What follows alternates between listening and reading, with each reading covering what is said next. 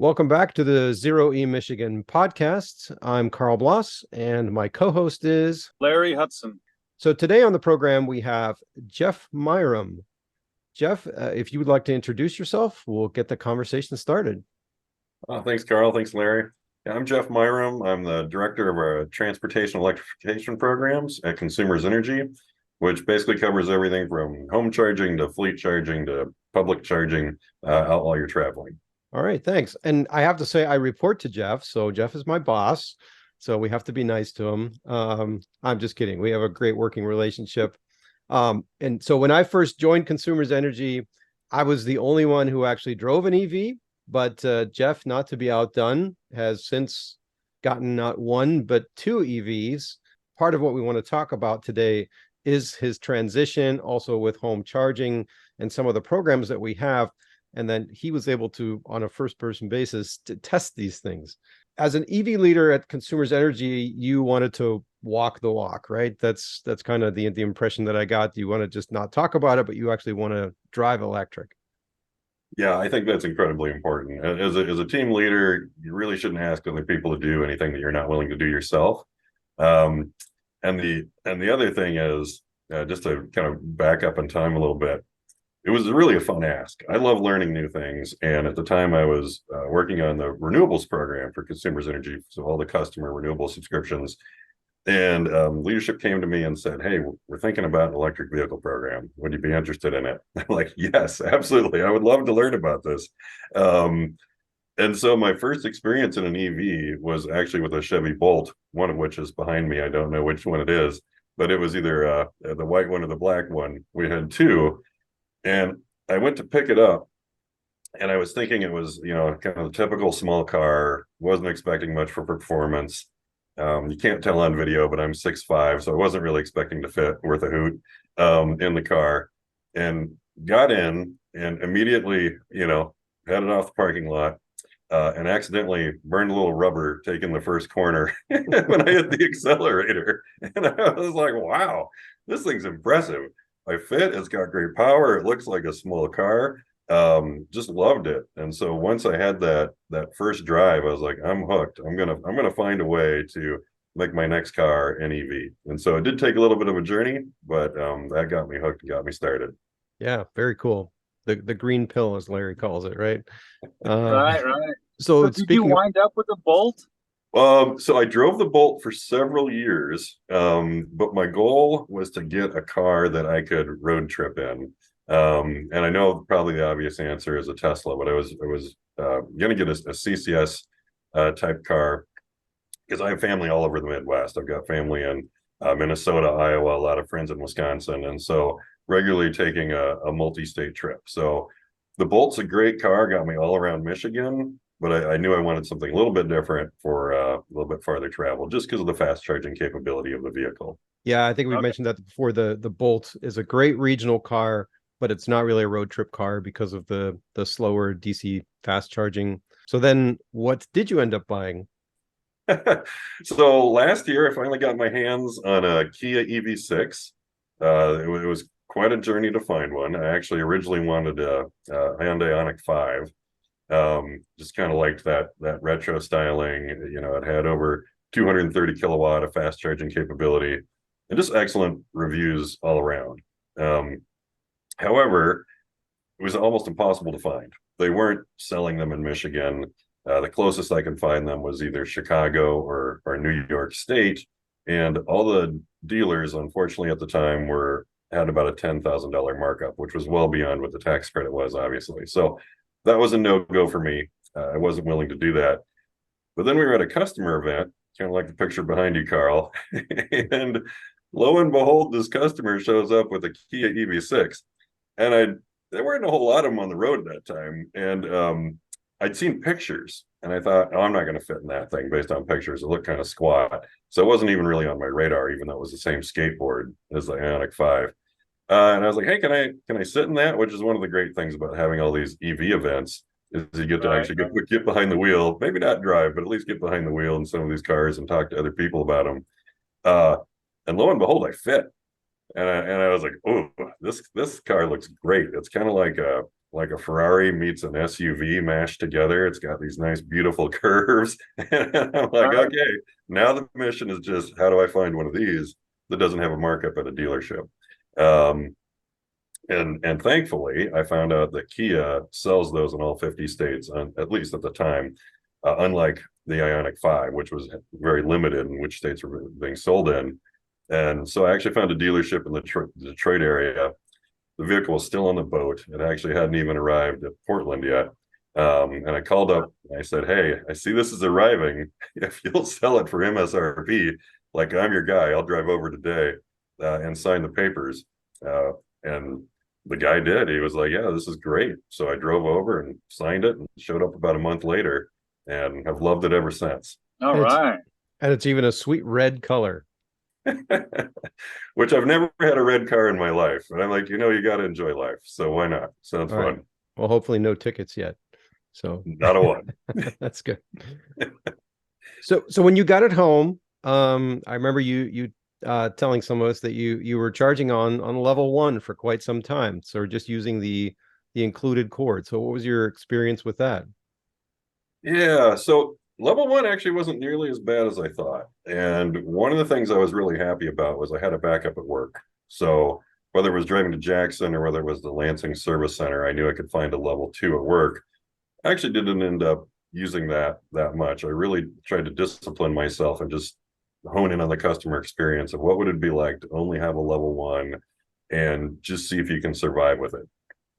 And so the first 8,000 miles that I put on the car were actually all on level 1. Yeah, there was some fast charging in there in addition, because I do like to take my boys up to northern Michigan and go skiing. And when you do that kind of round trip, you do need to hit a fast charger somewhere on the route. And I found that when I looked at my total data, it was only about 20% fast charging and 80% on level 1, which is pretty good. That's not too far off the national average of about 90-10, which is closer to where I am now that I've got a level 2 at home. But what I found is if you're a patient person and you're not a person who kind of tends to panic or gets all worried about, hey, I got to immediately get in my car and drive somewhere, it actually works really well. And it's a very cheap solution. I mean, I brought a Clipper Creek.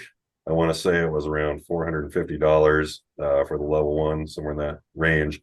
And I bought that model because I knew it was very safe. And of course, we work in the electrical industry, and safety is like top concern number 1. So yeah, I could have found a cheaper level 1, but that's not where I would like to compromise. But just plugged it straight into the wall. Basically plugged in every time I got home, and really never had an issue with being able to get anywhere between the combination of just public fast charging and my home level 1. So was very happy with it, but it also made me realize and made me value, if you live in somewhere like an apartment building or a townhome or a condo, and you don't have access to a level 2, how important that can be depending on your lifestyle. So that's also shaped some of our programs and some of the thinking that was there too. Yeah, that's a good point. And I don't know if we have time to cover that today, but we do have programs for multi-dwelling units, or I think we call them multi-family units now. That's a great point. And we kind of take for granted having a garage and being able to plug in there in high power and do that charging overnight. Speaking of which, so now let's talk about your journey to level 2. So if I remember correctly, you said that your panel needed to be upgraded, and which is something that we often tell people at shows. People wonder, well, what is this going to cost me? And we usually say, well, if your panel's up to it and it can take a 50 amp 240 volt circuit, it's not a big deal, especially if it's a short wire run.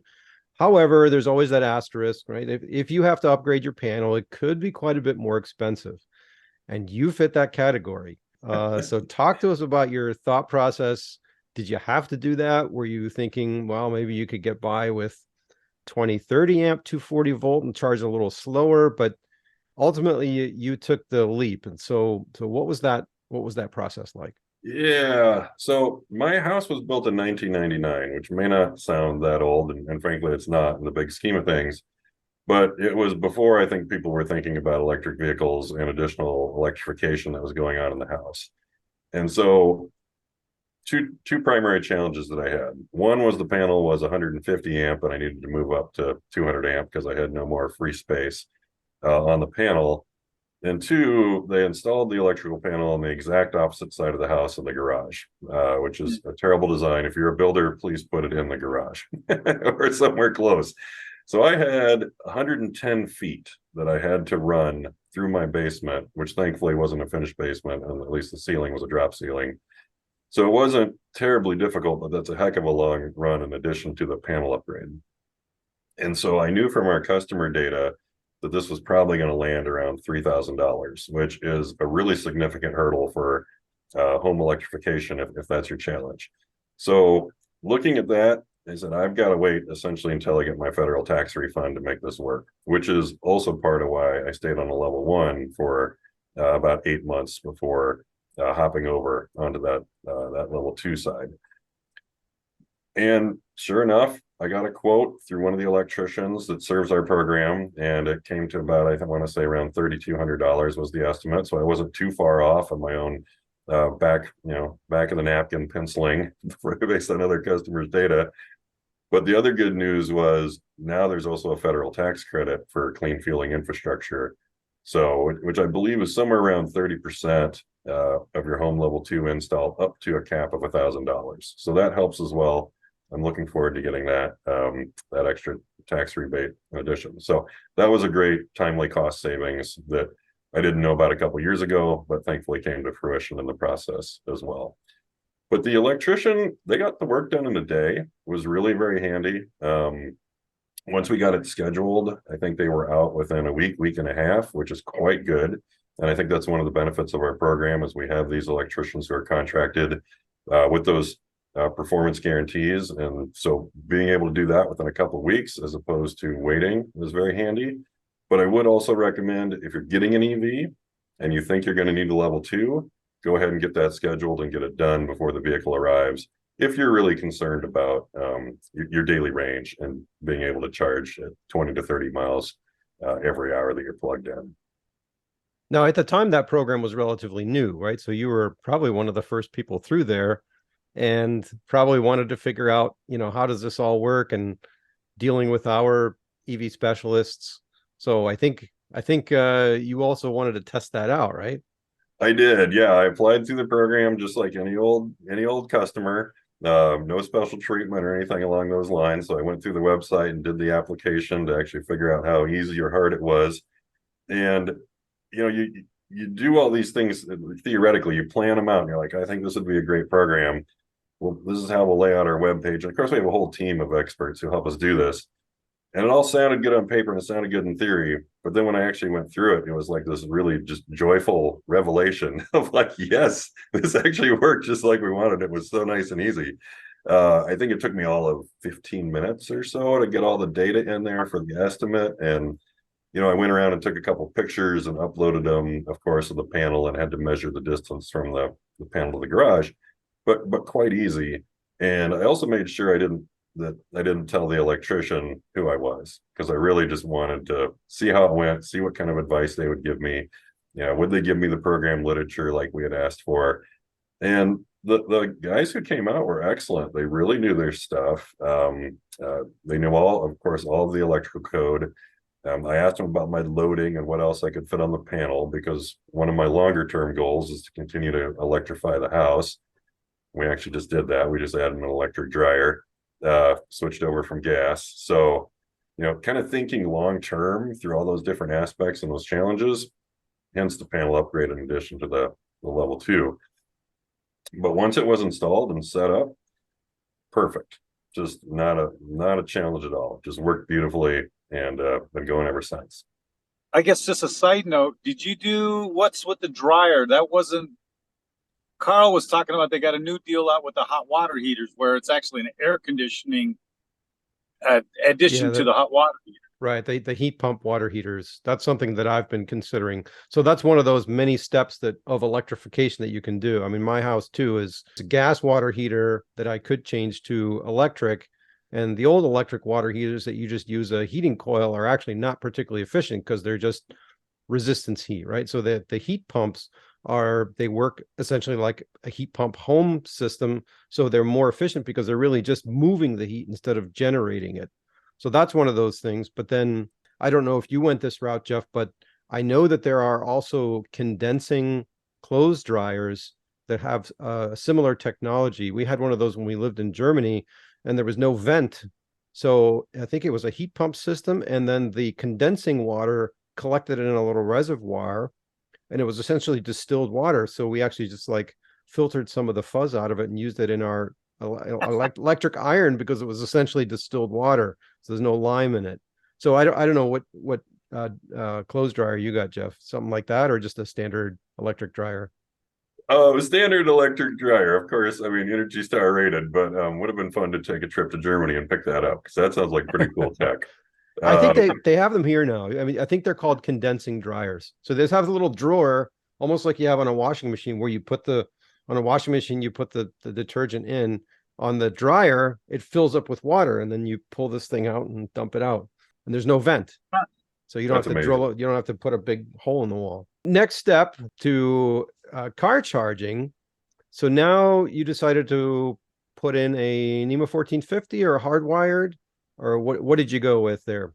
Yeah, I did the NEMA 1450, and for a couple of reasons. One, not planning to unplug this thing on a regular basis. We've got a different portable level 2 if I need it, but most of the time I just travel with my level 1 that I originally bought. But the thought about the NEMA 1450 is it's fairly standard. It's really easy to convey that to electricians. Everybody will be familiar with that.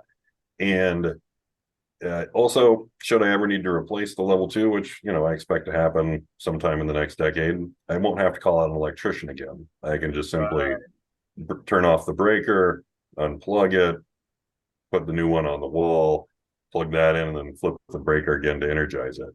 And so that was the thought, which can save quite a bit of money compared to having an electrician come out as well.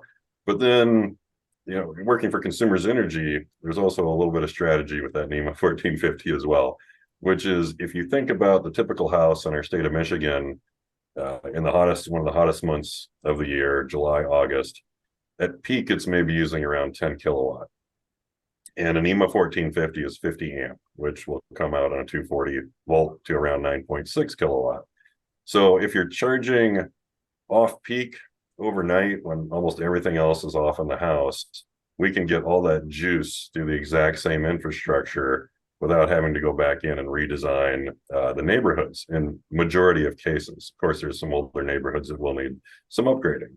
But the more we can get those kilowatt hours through existing infrastructure, then that brings down downward rate pressure for all customers, whether they have an EV or not. And that is an incredibly positive story. So I always give people that analogy of electric vehicles. If you think about it, it's kind of like adding a house between every house. And so we don't want people to charge on peak. We don't want to go from 10 to 20 kilowatts. We want to keep it right around 10 kilowatt, somewhere in that peak range within reason. And with the safety factors on the transformers and the design, we're going to be in great shape if we're successful with that mission. Wow. So along those lines, the Kia EV6 actually has an onboard charger of 48 amps, or multiplied out is 11.5 kilowatts. Now you went with a NEMA 1450, so you're actually limiting yourself there. Is the thought process the same thing there? Because I think we're seeing customers that say, well, gee, my onboard charger does this.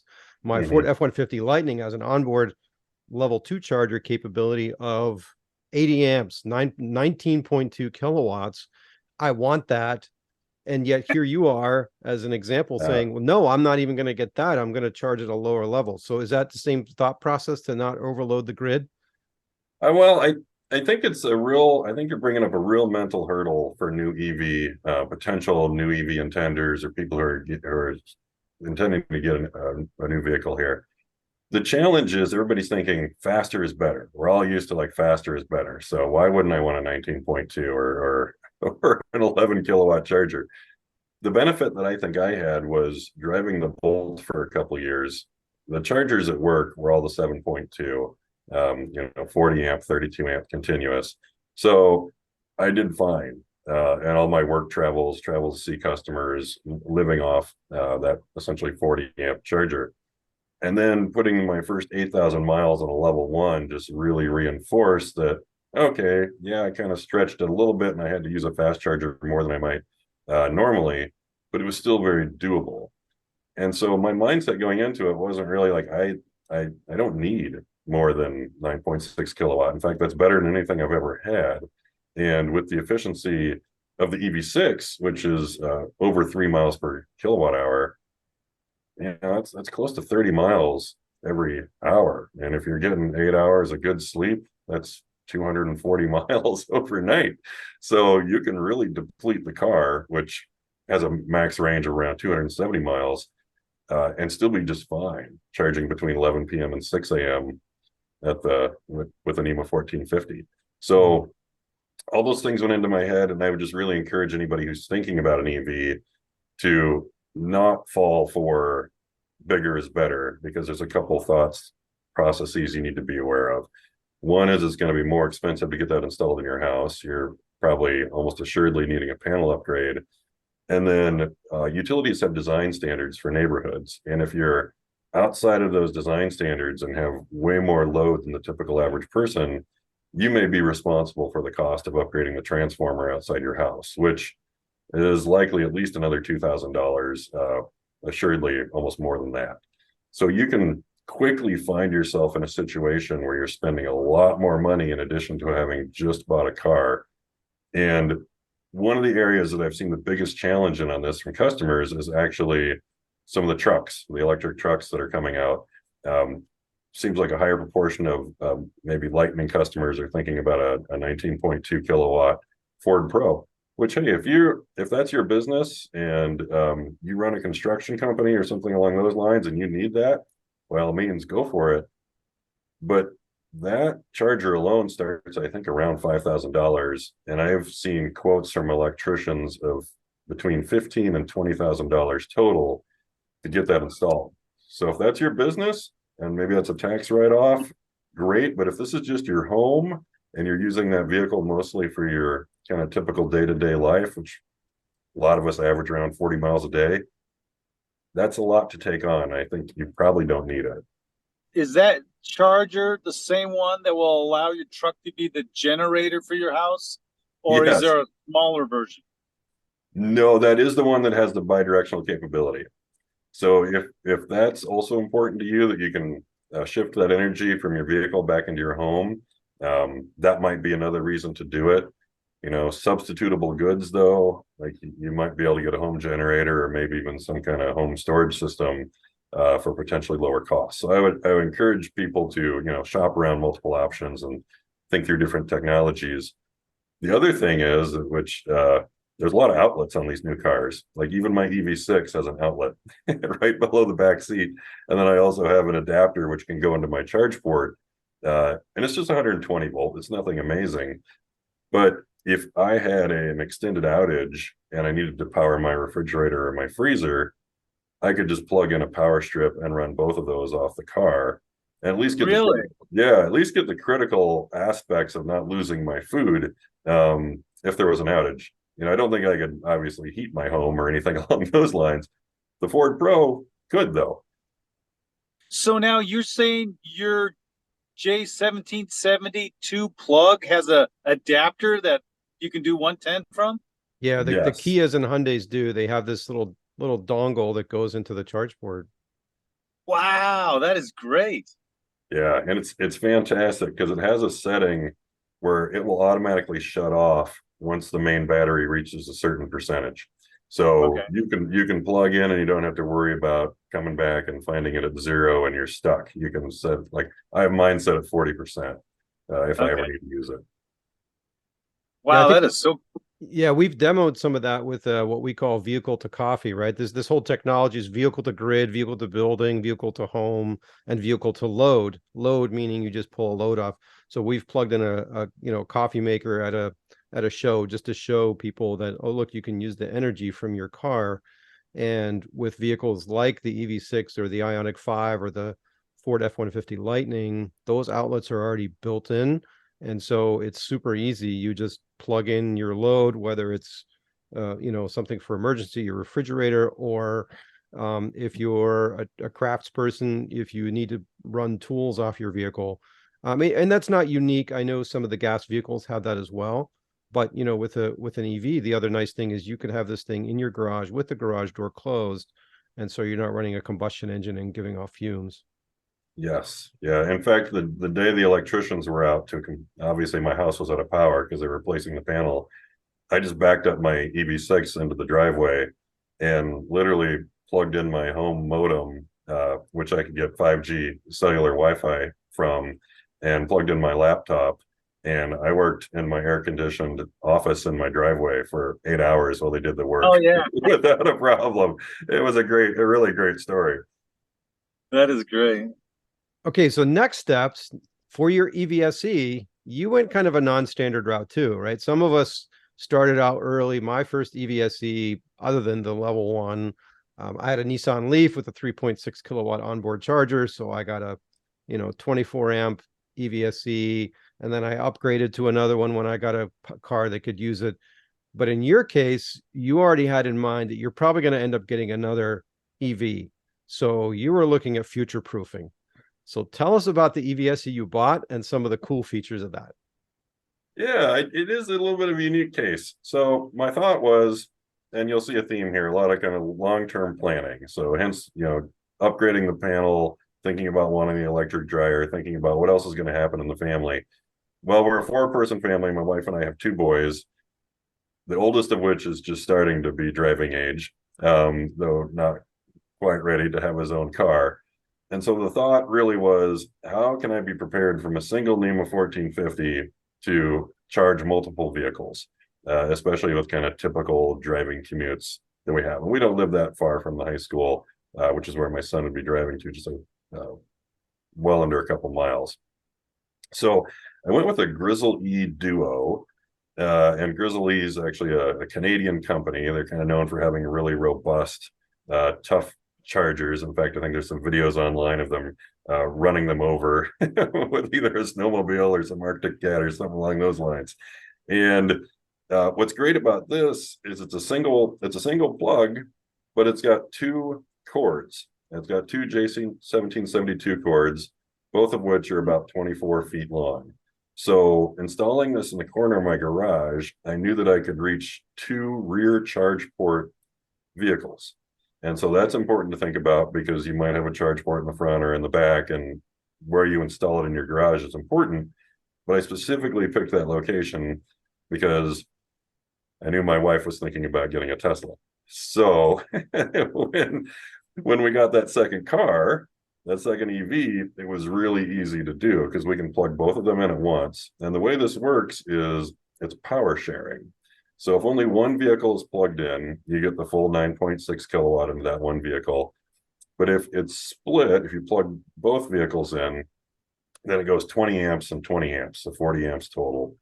And that's around 4.5 kilowatt each, which again, kind of circling back on the bigger isn't necessarily better. I knew from my experience that with typical daily driving, 4.5 kilowatt each was more than enough for the vehicles on super off-peak charging to be ready for the next day. And on those kind of rare days where maybe I do drive, 200 plus miles to go to a customer event, I'll just plug the one vehicle in and I'll wait another night in order to plug both of them in, or we'll just do them both on the weekend when it might take longer.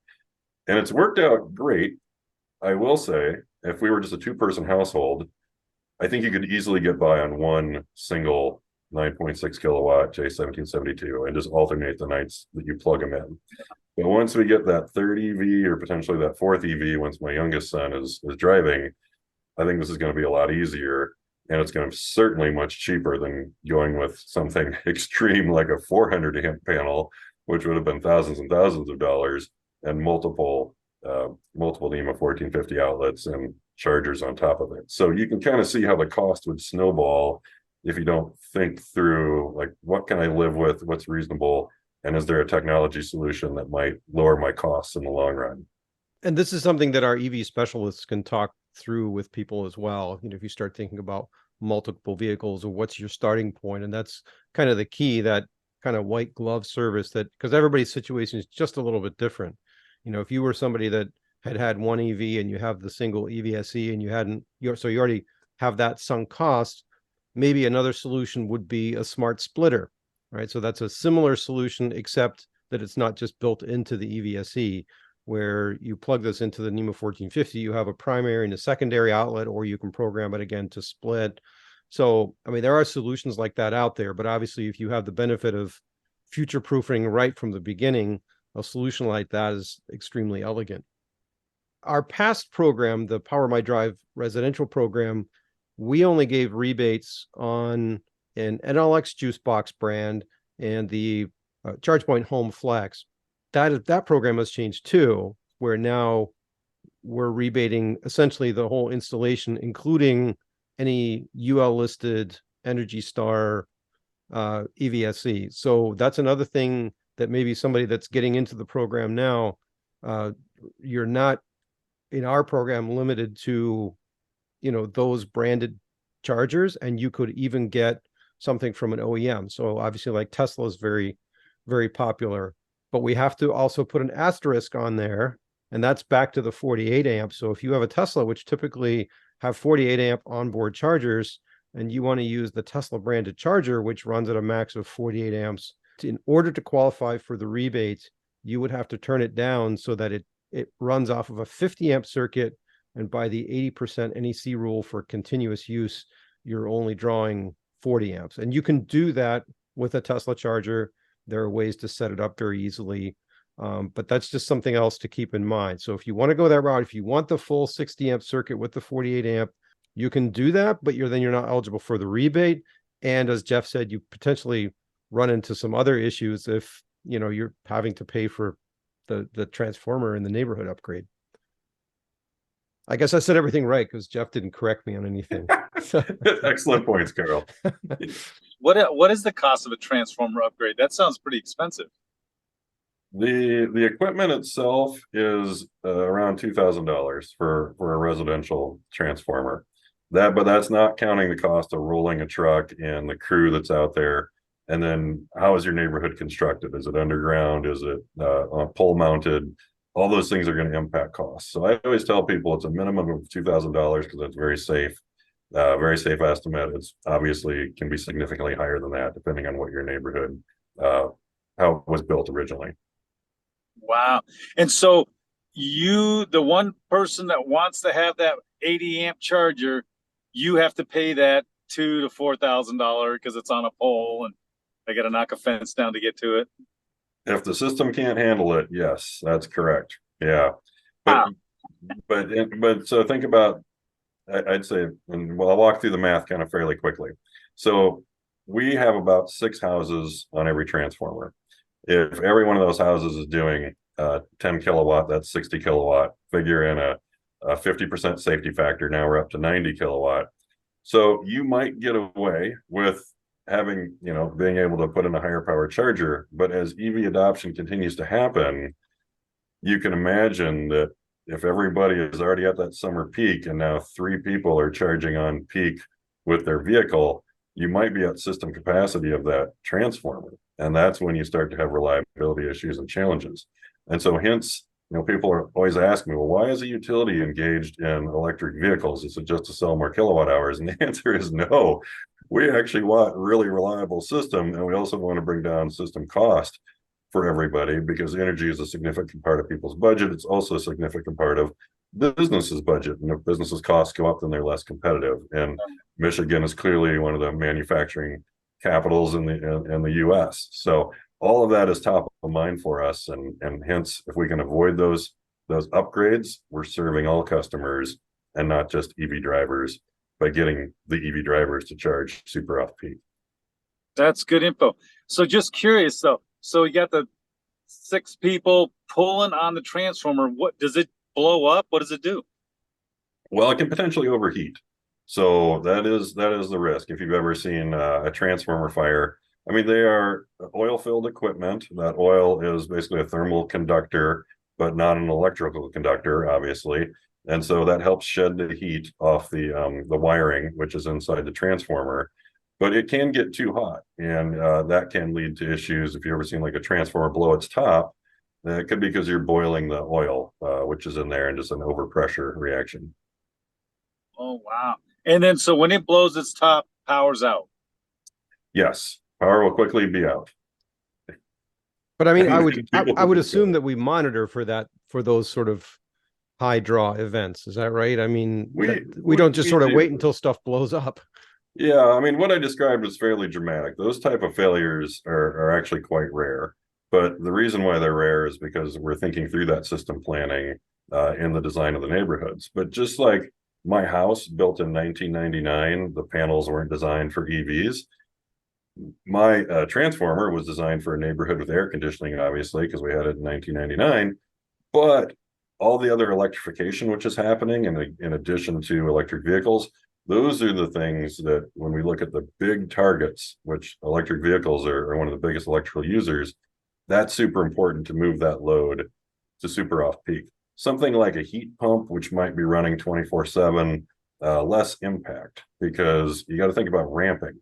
It's just like when you yo-yo a car to try to warm up the battery, if you don't have preconditioning, ramping back and forth causes heat. And so the more you accelerate, so to speak, that electrical ramping, the more heat you can cause in the challenge. So constant loads are different than, like an electric vehicle where one moment my house just has an air conditioner running and 5 minutes later it has an additional 9.6 kilowatts because I have an electric vehicle plugged in. That's a significant difference. Okay. So all the more reason for EV drivers to charge off peak, which is a great segue to the smart charging incentive. So we talked about the federal rebates for home charging infrastructure. There's the $500 towards your as a Consumers Energy electric customer towards that whole installation, and then we have the smart charging incentive. So talk to us about how that works. Yeah, so the smart charging incentive, I'm going to describe it as kind of like a 1-2 punch. So the rebate is the hook to get people in the program, because if you're spending on average around $1,000, assuming you don't need a panel upgrade, if you're just doing some extra wiring and putting in the level 2, maybe $1,000 to $1,500. So the rebate is about a third of that. That gets you interested in the utility program, and that helps our EV specialists start that conversation of, here's why off-peak charging is important, not just for you to save money and also to avoid additional costs potentially in your home upgrade, but it helps everybody. And that holistic message has really resonated really well. But then people still, especially as a new EV driver, they have concerns about, if I only charge from 11 p.m. to 6 a.m. on weekdays and on weekends, can I really make this work? I mean, range concerns are definitely top of mind for a lot of new EV drivers. And so what the smart charging incentive does is that $10 a month for 12 months, so $120 total, is it gets you through all 4 seasons. So whether it's cold out or you're raking leaves or it's super hot summer, by the time you get through those 12 months, you've fully realized that, yes, this works. I can make this happen on super off peak and weekends, and I don't need to worry about charging on peak. And so it's the behavioral reinforcement after we kind of get people in the program through the rebate. And it's worked phenomenally well. We have 95% super off-peak charging. In fact, the team just won the Peak Load Management Alliance's best utility in the United States for load management from electric vehicles. So very proud of the team, very proud of this program design, and it's really working for all Michiganders, which is an excellent story. That is great. Wow. Yeah, and it's, as an EV driver, it's kind of fun. You get the extra $10 a month, and yeah, reinforces that behavior. And if you charge, you can still charge outside that period, but if you do it more than 3 times in a month, then you get some warnings, and then you just lose out on the $10 for that month. So if you still need to charge, you can do it, but it is a kind of a strong behavior. And I've had people ask me like, hey, would it be cheaper to go to the supercharger and pay there so that because I need to charge right now? So people do that math already, which is good. It gets the wheels turning. So before we wrap up today, Jeff, what else is going on in the EV space at Consumers Energy, more than just the residential programs? Yeah, a couple fun things. We just launched our permanent multifamily program this year. And so what that is if you're an apartment owner, we can give you a rebate for installing a dual cord level 2 within the property. It's really important because almost a third of our customers live in a multifamily environment, and we want people to be able to have charging wherever they're at, especially that off-peak overnight charging, which again helps all customers. In addition to that, if we can't get a rebate at the multifamily, we've started another program called community charging, which is either curbside or a public parking lot, which ideally is within 1 to 3 walking distance blocks of a multifamily unit, so that you can go and park your vehicle there and still get those the cheapest electricity rates for when you charge your vehicle, and do it in a safe location. So really trying to improve access across the residential spectrum, whether it's single family or multifamily. And then we have some fun stuff going on with fleets, and it's the exact same story. You think about like the Domino's delivery vehicles, which use bolts, just like what is behind me. We want businesses like that to also charge off peak, and kind of maximize grid optimization for everyone. And they're finding that it lowers costs. I mean, when you see folks like Amazon and Domino's take on these vehicles, they're not just doing it because they're zippy and they look good. They're doing it because they're making more money by delivering with those electric vehicles as opposed to others. So if you're a business owner and you're considering an EV, reach out to PowerMIFleet. We've got that program. And then an area that I really want to see grow is what we're calling our overnight destination level 2 chargers. So hotels, campgrounds, places where you're going to go and visit as a tourist or go see your family in Michigan. We'd love you to have the exact same experience you have at home when you go and visit your favorite vacation spot. And again, get that off-peak charging as you go there on a level 2. So for the business, it helps them pull in new customers, because if you look out there, like maybe do a Google search or do PlugShare and look for hotels that have a level 2, they're very few and far between. And EV drivers are actively looking for, where can I do this? Because if you have the choice between a DCFC, which is not the end of the world for your battery, and sometimes you need it, but people prefer to kind of minimize DCFC use, or I show up at the hotel and I just get my kids and family out of the car and we go hit the pool, and after we plug in, like, that's such a better customer experience, in addition to being better for the grid. Which is fantastic. And DCFC infrastructure, fast chargers, still growing. But when we think about a mature EV society where maybe half those vehicles are electric by 2030, the more level 2 opportunities we have to take pressure off of a more limited fast charging network, the better for everyone.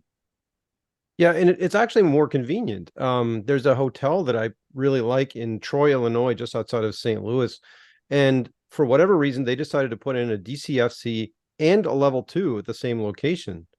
And given that choice, I'm going to do exactly that. I'm going to plug into the level 2 and walk away, right? As opposed to, oh, I got to, do the DCFC and now, okay, maybe it's only going to take 20 minutes or 30 minutes. But now maybe I got to make one more trip in and out of the hotel. It's just level 2 for overnight. If you just unplug and forget about it and walk back in, a little bit the cell phone analogy, right? In the morning it's full, and then the first thing you don't have to do is go look for a gas station or go look for a charger. So I think also it's a better experience. So I think it's a win-win. And didn't you coin that like opportunity charging? It's kind of the same kind of theory. Well, I mean, opportunity charging is a little bit different, but it's when it's shadowed by other things that you're doing already. I think the opportunity charging, we did the video a while back, is when I was on a trip out to Lansing and I needed just maybe like an hour or 2 of charging to enough to get me back home without having to hit a DC fast charger. And I plugged it in at a level 2 charger, went about my business, came back from that, unplugged, and drove straight home, and never have to stop at a DCFC. So yeah, it's similar. The idea is that when the cars are sitting idle anyway, you may as well have it charging. Which, I mean, we could start another discussion about that. Level 1 charging at long-term airport lots. That's another one of those. If I'm gone for 3-4 days, I don't care that it takes the car 24 hours to charge, and it's much easier on the grid. It's much cheaper infrastructure. So yeah, there's a lot more that we can do. There's so much focus on DCFC, but I think there's a lot more we can do with lower power levels. is that program available to people doing Airbnb? So it's not a hotel, but they're running it like a hotel. Does that work or no? Yes, we do allow that. So Airbnbs, campgrounds, hotels, motels, resorts, conference centers, all those places where people are going to show up. If you're a commercial business engaged in lodging and hospitality, that is what we're aiming for. Cool, man. That's great to hear. Good stuff. By the way, I like the new graphics on the wrap you guys got on the car. That is cool. Yeah, Jeff was talking about I can't remember if I, first drove the white or the black. Those two cars behind Jeff, for those looking on video, those were the black and white Bolts. They're 2019 Bolt EVs, and we recently had them the wrap redesigned, so I think they're much more eye-catching. That's cool. One final question, Jeff. So now that you've made the transition, what's one thing about driving electric that really surprised you the most? Oh, I'm gonna call it the viral effect. So if you buy an EV, be prepared for every one of your neighbors, all of your family members, all your friends. They're all going to want to drive it. They're all going to want to ask you kinds of questions. And personally, I love it. Like every one of my neighbors has driven my car. I think every one of my family members who has a driver's license has driven my car. And it's eye-opening. If you don't get your butt in a seat, it's all kind of theoretical. Like, oh, it saves more money. Oh, it's got better performance. Oh, I've heard this on the internet about it. And I guess in a similar vein, it also surprises me, especially maybe it shouldn't, someone at customer events, people will come up and try to actively challenge those EV myths that they've heard online, or the horror stories of somebody who's been on YouTube and maybe did absolutely no pre-planning on their trip, or thinking about the capabilities of the vehicle before they took the trip. Most of these things, if not all of these things, can be solved through just a little bit of research and thinking. And of course, if you drive a Tesla, it's incredibly easy. But if you have a CCS vehicle, yeah, there's a little more. There's a little more effort and research into route planning that goes in, but none of it's hard, in my opinion. And if you have someone experienced that you can talk to, and that resource, kind of like the EV specialist that we have in the program, or you, Carl, suddenly it unlocks. And once you get behind the wheel and have it, I don't think you'll ever go back. I mean, I can't imagine going back. I mentioned the electric dryer. We mentioned the two EVs, and potentially, future planning for my kids. But now I also have an electric lawnmower, and I'm actively researching electric snow blowers. So, it just keeps on going once you get comfortable with the technology, because it's superior. In my opinion, it's different, but it's superior once you get used to it. Yeah, I don't have a single quart of oil in my garage anymore. And I don't worry about starting my lawn. Well, I don't live in a condo. That's not fair, but I don't worry about starting any combustion engines in the spring that have been sitting all year. So yeah, it's definitely a viral effect. Speaking of which, we have coming up National Drive Electric Week. So we have some opportunities for people to get some butts in seats. I'll put some links in the show notes, but if you Google National Drive Electric Week and then look for the attend, you'll see some shows. Consumers Energy is going to have a booth at Hastings, Kalamazoo, Grand Rapids, East Lansing. There's an MSU game presence. So there's a bunch of opportunities. And if you're lucky, you get to meet Jeff and see that he really is 6'5", but he's a super nice, gentle guy. So, and love having you at shows, Jeff. I think that's also speaks very highly of you as a leader to come out to events and walk the walk. So I appreciate you being there. We were at 28th Street Metro this past weekend in Grand Rapids and engaged with a lot of fun people. Always a ton of fun. Thank you very much, Carl. And thank you, Carl and Larry, for having me on today. It's been a real pleasure. Yeah. Thanks for Good coming info. on. Really appreciate it. Yeah. Thanks to our listeners for tuning in, and we'll catch you next time. If you enjoyed or learned from this episode of Zero E Michigan, please subscribe to us on your favorite podcast platform. Visit our YouTube channel for other related videos at youtube.com/@0E-Michigan.